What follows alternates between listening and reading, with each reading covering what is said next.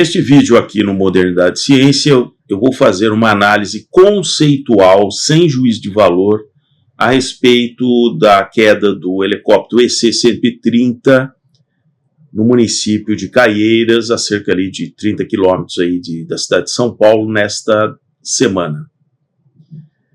Então, o que eu chamo de vídeo conceitual é falando algumas questões com relação à operação dos helicópteros, esse modelo em particular, e das condições meteorológicas, numa data em que eu estava realmente em São Paulo, e ao cair da tarde, eu até antecipei o meu retorno para casa em função da visualização de grandes nuvens, já a partir ali das 16 horas locais em São Paulo. Quem conhece São Paulo, situado ali a 700 e poucos metros na média de altitude, quando numa época de verão você começa nas bordas em torno da cidade, você começa a perceber a formação de gigantescos cúmulos nimbus congestos, é hora de você ir para casa e ficar longe de locais que alagam e aquelas coisas todas. Então, tomei as providências de já partir. Então, esse é o primeiro ponto. Era um dia de proximidade de uma tempestade de fim de tarde muito forte.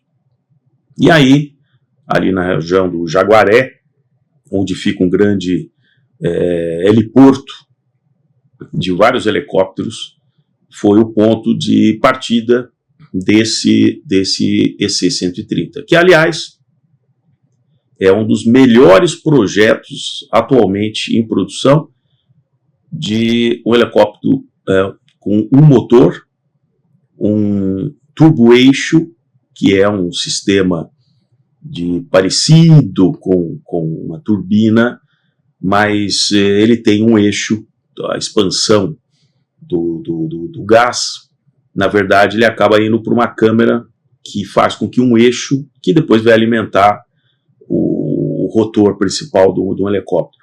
Os turboeixos são utilizados em outros veículos, como barcos e até tanques. O T-80 russo usava um turboeixo.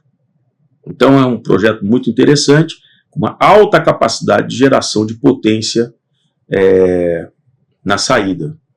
É um tanto quanto beberrão, mas funciona.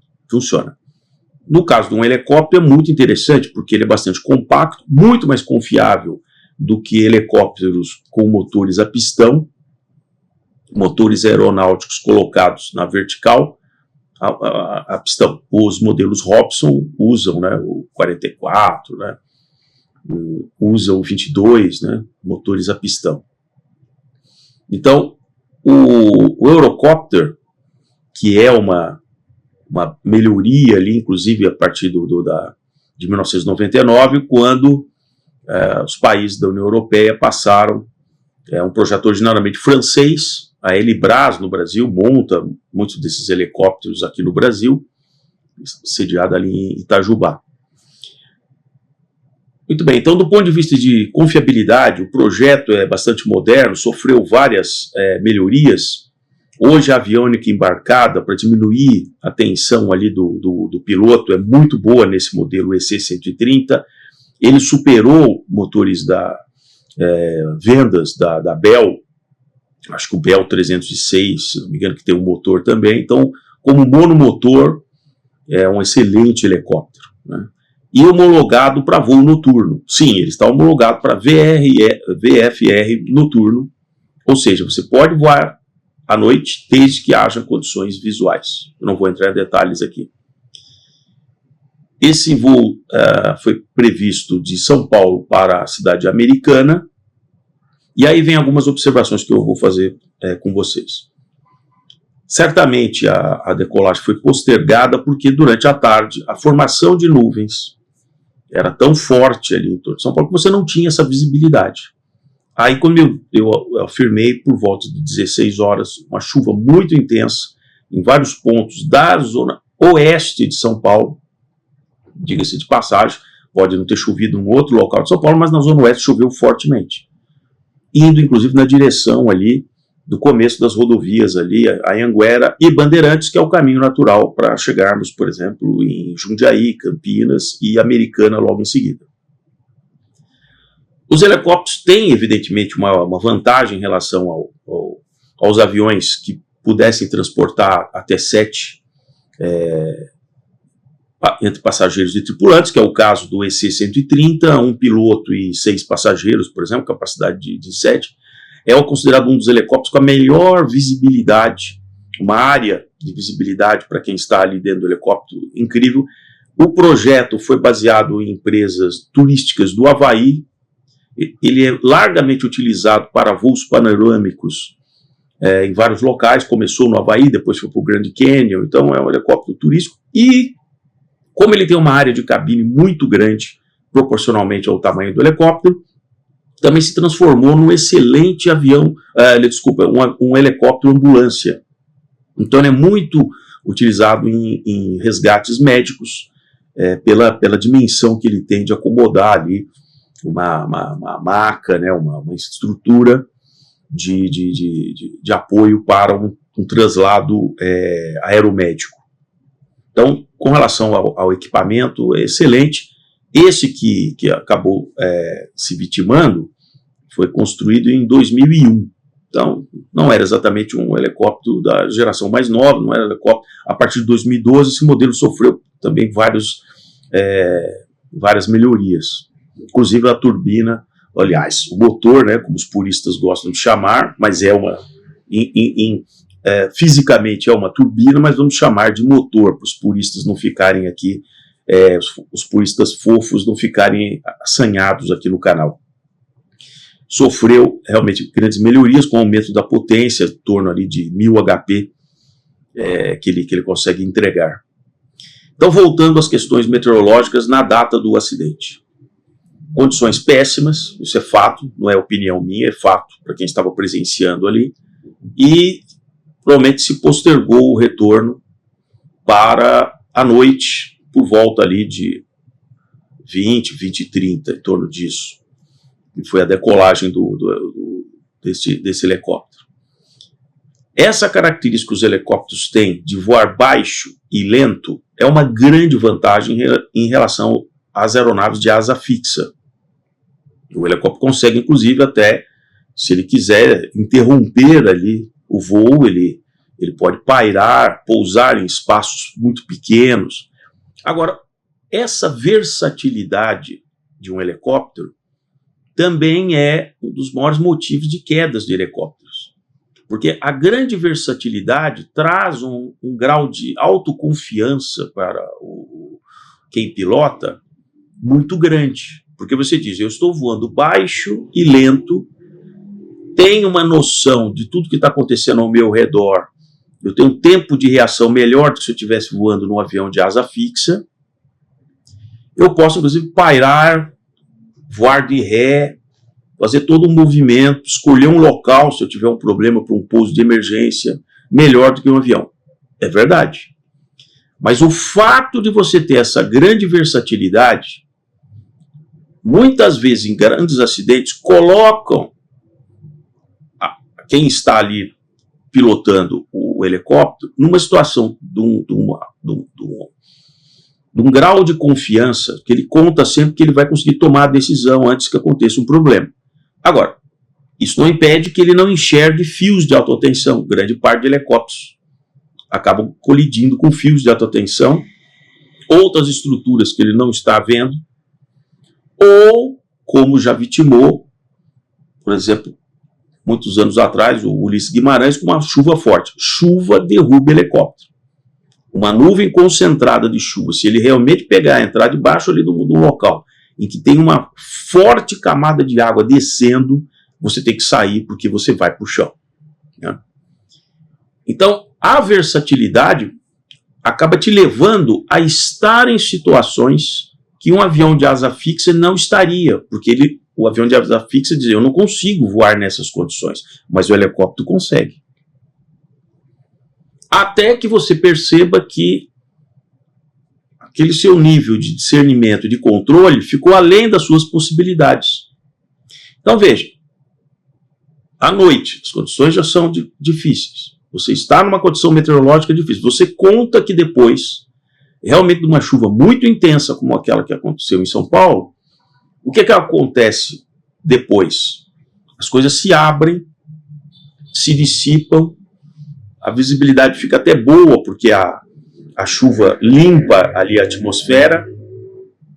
Então, muitas vezes, pode ser muito interessante você decolar após uma grande chuva dessa. O problema é a região. São Paulo está ali a 700 e poucos metros. Caieiras já está ali uma faixa, estou arredondando ali, de 800 metros de altitude em relação ao nível do mar. Lembrando que os helicópteros eles têm também toda uma questão de limitação em função da distância, da altitude em relação ao nível do mar. Ele estava dentro da faixa de operacional, não há dúvida. Mas é mais fácil você operar um helicóptero no nível do mar do que a 800 metros de altitude em relação ao nível do mar. As condições de pairar, de tomar uma decisão, elas ficam mais restritas do que se estivesse num ar mais denso e com uma pressão atmosférica maior. Isso é um fato. Há uma característica desses voos de VFR noturno, principalmente para os helicópteros, e eu acompanho isso muito quando estou nas estradas e tal, eles gostam muito, existe uma piada que diz que o visual flight, né, do VFR, né, muitas vezes diz assim, voo o R por rodovias, ou seja, normalmente os helicópteros gostam, os pilotos gostam de seguir as rodovias, porque as rodovias já estão em trajetos muito bem definidos para a rota onde você vai, dado que ele voa abaixo, ele vai seguindo a rodovia, ainda que ele vá no rumo dele, mas ele vai ter como referência uma rodovia. A rodovia dos Bandeirantes, que é exatamente nessa direção onde o helicóptero ia, é uma excelente referência, porque os faróis dos veículos que estão ali, o próprio traçado da rodovia, ele é feito exatamente nos locais onde não tem montanhas preferencialmente. Então, verificando num trajeto até Jundiaí, na região de Caieiras, onde o helicóptero caiu, mesmo você estando na estrada, você em algum momento vai ter que subir a 1.050 metros. Então você sai de São Paulo a 700 e poucos metros e vai na Bandeirantes, à medida que se aproxima a Serra do Japi, que tem 1.260 metros, tanto em Anguera, para quem conhece como a Bandeirantes, seguiram traçados dos velhos Bandeirantes em vales onde eles podiam para evitar as montanhas. As estradas seguiram esse trajeto. Mesmo assim, em alguns momentos você tem que começar a subir alguma montanha, então na Bandeirantes você pode chegar a estar a 1.050 metros, mesmo estando ali na estrada, a 1.050 metros em relação ao nível do mar, 300 e tantos metros acima do que você saiu em São Paulo. Depois você desce para chegar em Jundiaí, Campinas, Americana, Descalvado, Leme, e ainda vai adiante. Você está indo para o Planalto do Estado. Né? Então, o fato, inclusive, do helicóptero ter sido encontrado a 100 e poucos metros da rodovia dos Bandeirantes, revela de que a rota estava sendo guiada também pelo fato da estrada ser um guia e porque a estrada está numa geologia melhor para você se deslocar.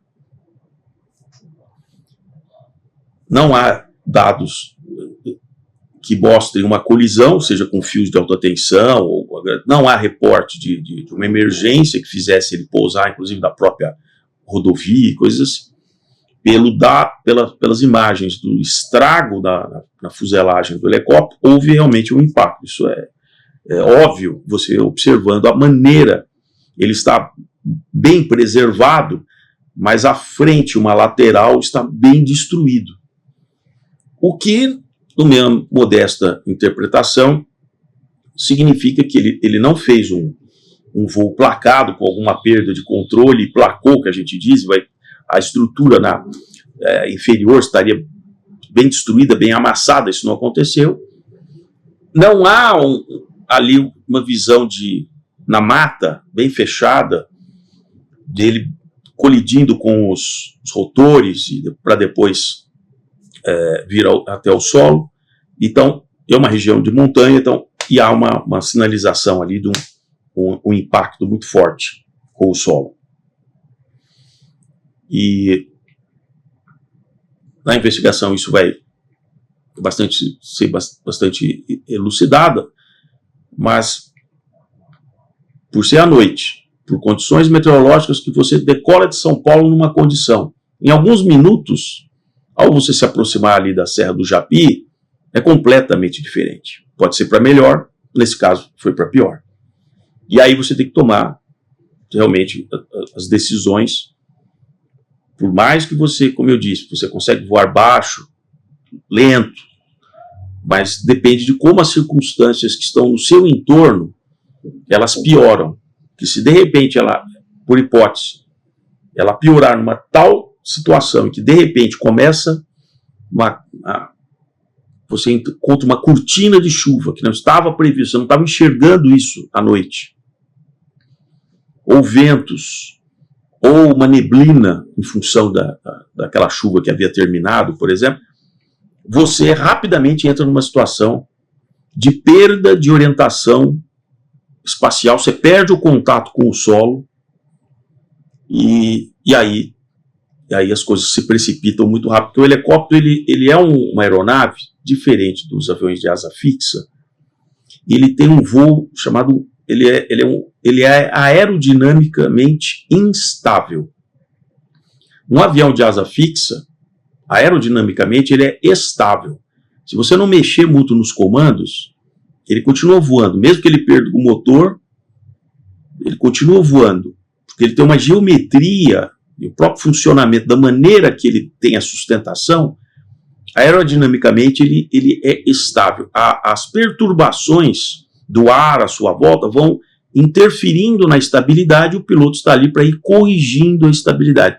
Para os alunos, a gente sempre orientava, dizia, olha, não fica mexendo tanto no manche, porque o avião sabe voar melhor do que você, no caso do avião de asa fixa. Num helicóptero é completamente diferente.